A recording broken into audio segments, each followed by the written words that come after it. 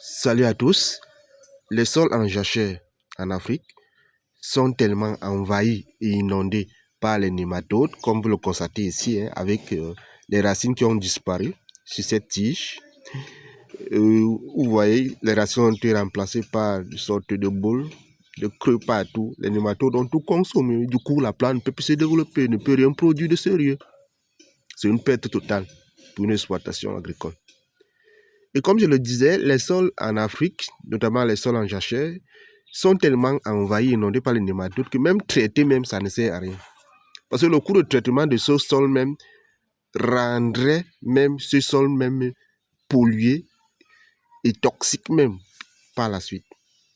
Parce que si vous voulez appliquer les nématicides sur la plupart des sols en jachère, comme pour celui-ci, il est clair que le sol va même devenir toxique même pour vous-même.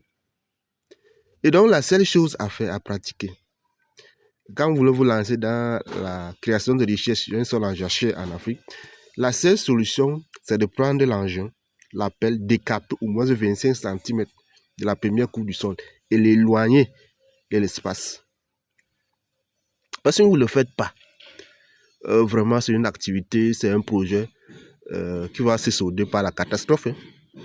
Vous pouvez vous-même l'admirer ici. Voilà la catastrophe qui vous attend si vous entêtez à ne pas décaper.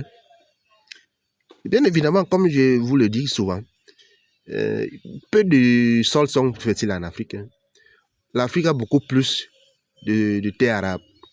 Donc, il y a souvent des débats inutiles, stériles, dans les chaînes de télévision. L'Afrique, il y a tellement de sols fertiles en Afrique. Non, ce n'est pas vrai. Les sols fertiles en Afrique sont rares. L'Afrique a beaucoup plus de terres arables, c'est-à-dire les terres pour lesquelles on peut pratiquer de l'agriculture, notamment de la création de richesses agricoles et agroalimentaires.